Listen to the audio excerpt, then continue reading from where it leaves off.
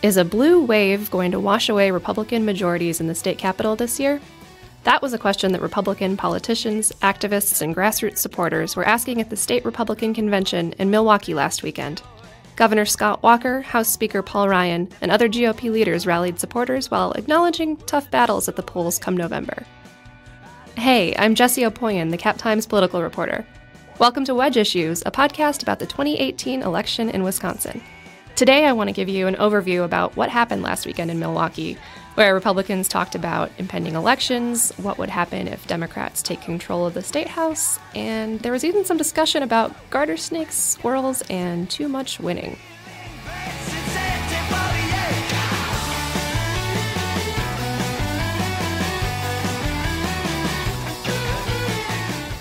So joining me today for this conversation is Cap Times tech reporter and podcast producer Erik Lorenzsonn. Thanks for joining me, Erik. Hey, Jessie. How's it going? It's going. How are you? Good. So you had quite a long weekend at the GOP convention. Jam-packed, action-packed. Yeah. Well, okay, this is a good place to start.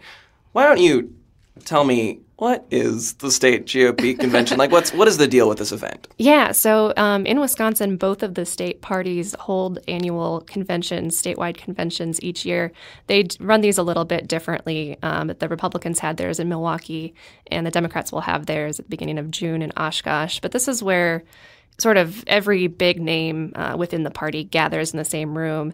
They give speeches. They usually bring in a keynote speaker from somewhere else, maybe someone who's on the rise in the national party. And there's sometimes an endorsement process. The Democrats generally don't do that for their candidates, but the Republican Party has an endorsement process if there's a primary where the winner of that endorsement sort of gets the benefit of the state party's resources going forward. How many conventions have you been to? Well, this is actually only my second state convention, and I've been to one national convention. Gotcha. Well, can you give me what is the vibe like at the state GOP convention?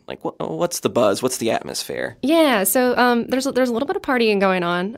Usually, either the night before or the night after, or all of the nights. Some of the candidates will hold hospitality suites. So this is free beer, free snacks, trying to win support, obviously, or at least raise their profiles.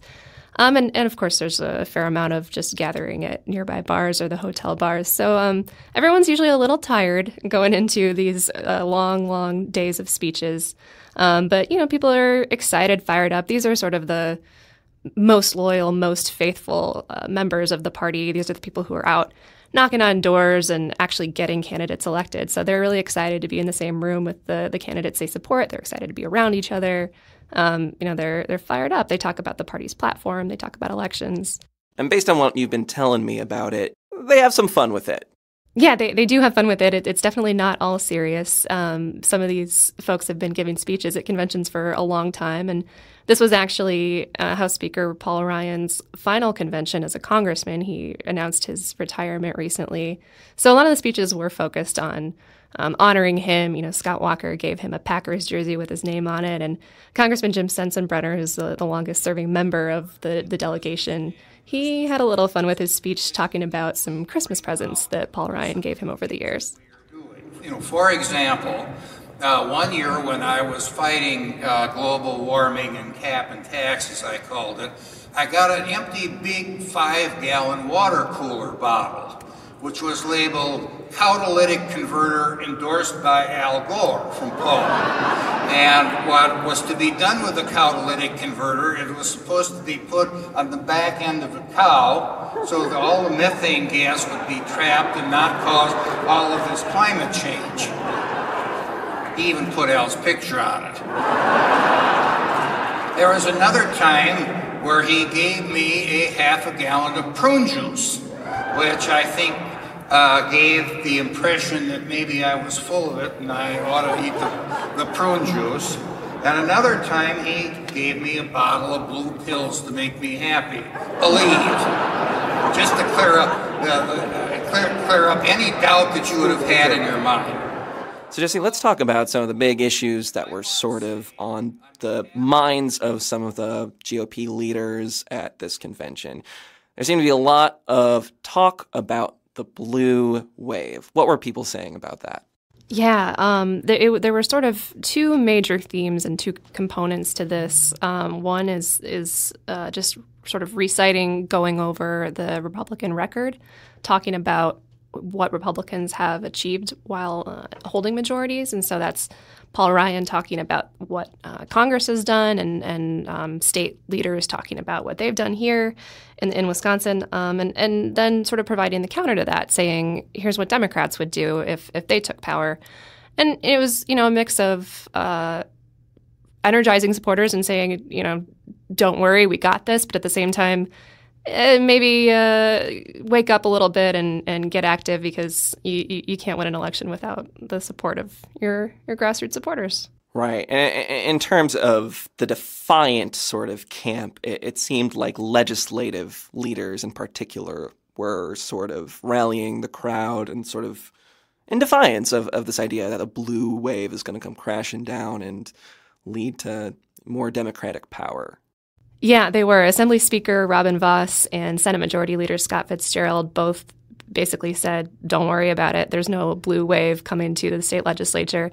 A lot of people who spoke talked about the 2012 recall elections and said, going into that, people said Democrats had the momentum and had the energy. They said this was a test of conservatism, and that didn't work out so well for them in 2012. So there's nothing to worry about for Republicans in 2018. The Democrats think they're riding a blue wave that is going to carry them to victory this fall, and that they can erase all we've accomplished. Let me be the first to tell you today that thanks to the dedicated conservatives in this room, that blue wave is about to crash into the red wall. And Governor Walker was sort of more in the mode of, this is a wake-up call. We've got a tough fight ahead of us in November, right? Yeah, he said this is, in his opinion, possibly the toughest election that Wisconsin Republicans are going to face, even including the recall, possibly. So he's saying, there was a special election in the 10th state Senate district. There was a statewide Supreme Court election that went well for Democrats and for voters on the left. So he's saying these are wake-up calls. These show us it's not a given that people are going to keep voting for Republican candidates and policies. So, while he believes he's got a compelling case to make, you've got to go out there and make that case. We need to wake up. Let me repeat that. We need to wake up. This election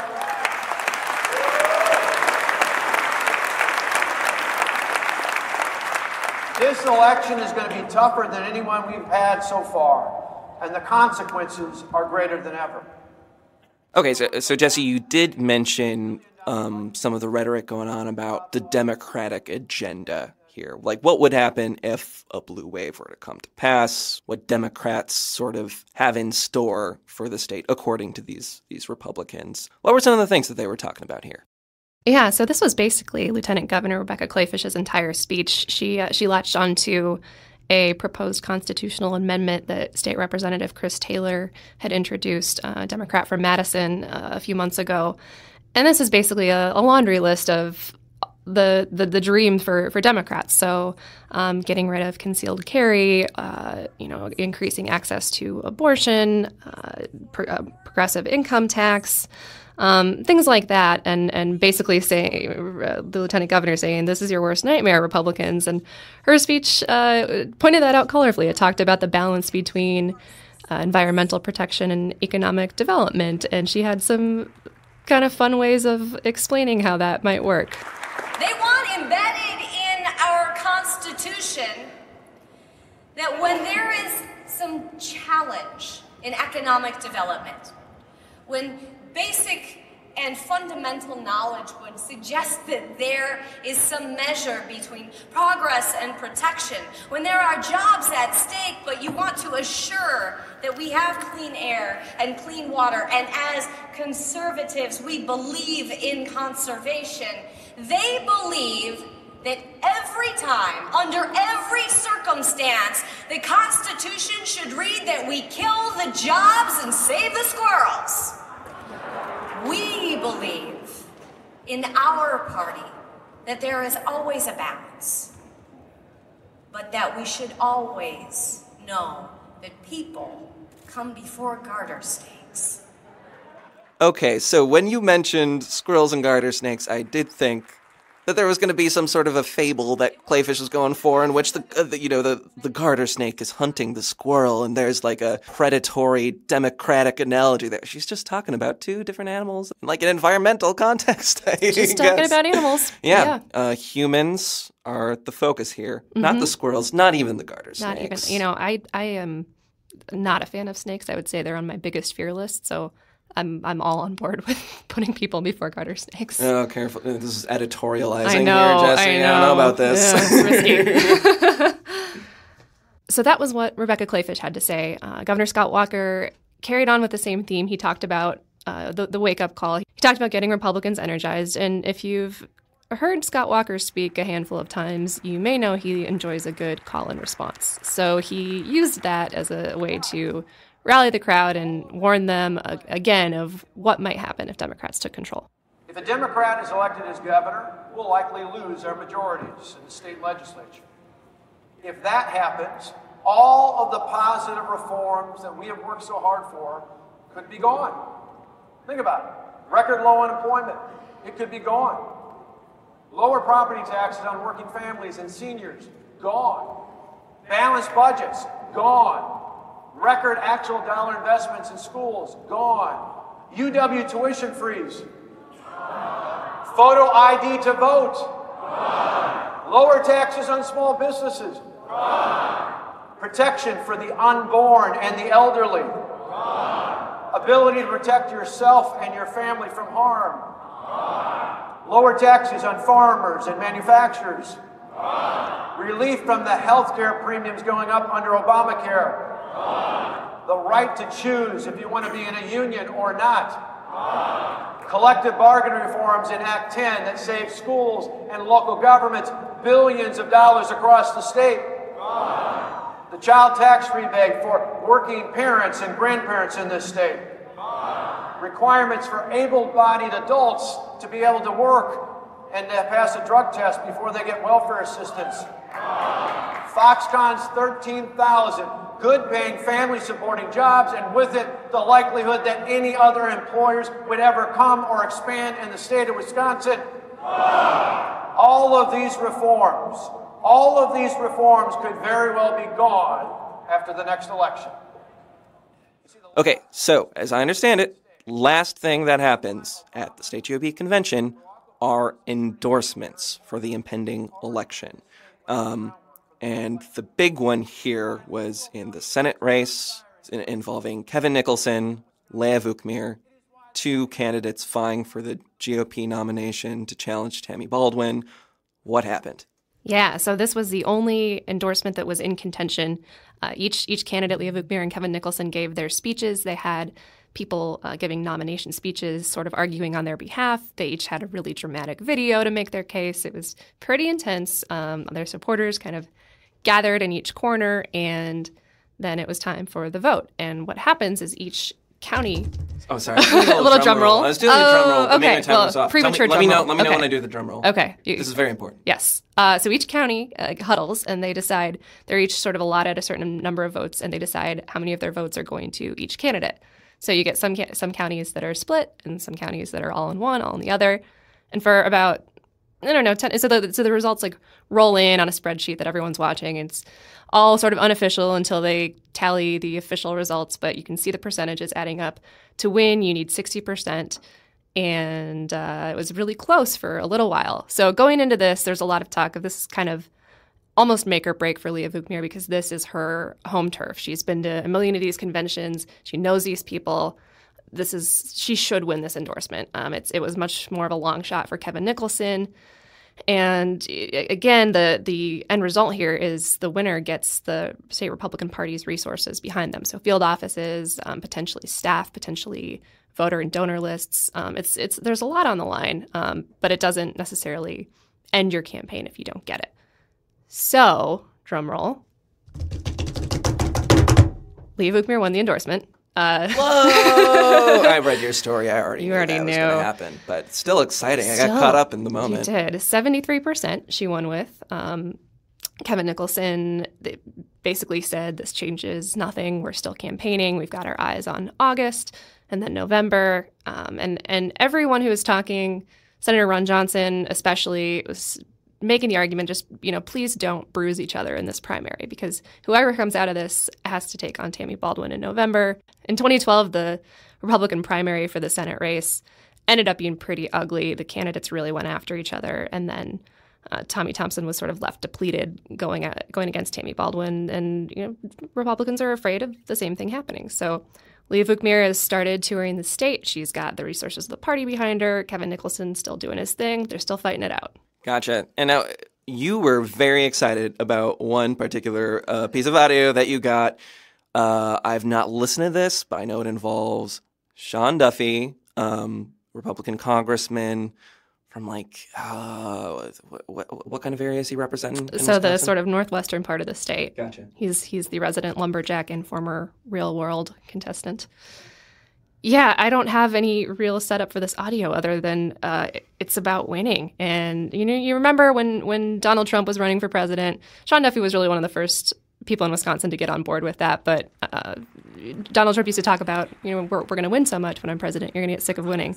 Well, Sean Duffy says he's sick of winning.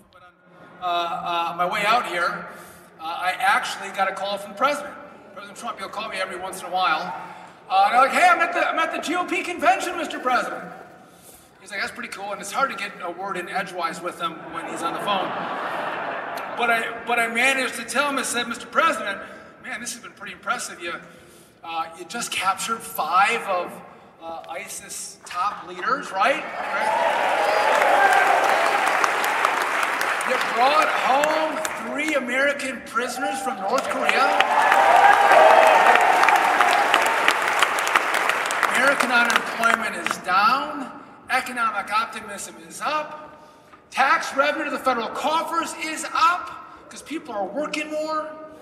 We have tax reform. We have a reform to the way we regulate. We have American energy independence. And I just said that to the president. I said, Mr. President, I got to tell you what, we're winning so much. I'm actually getting kind of sick of winning. There's too much winning, Mr. President. And he said, oh no, you tell everyone in Wisconsin that we are not done winning. We're not going to stop winning. We're going to keep winning for Wisconsin. We're going to keep winning for the American people because there is so much more winning to do. Wow. Definitely getting shades of DJ Khaled. All they do is win, no matter what. All they do is Seems win. to be the bottom line here. All right. Yeah. Well, this was fun. This was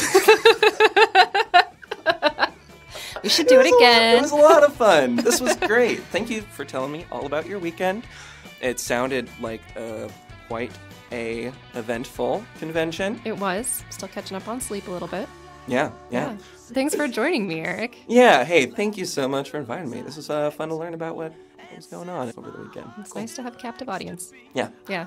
Cool. All right. Bye. Bye.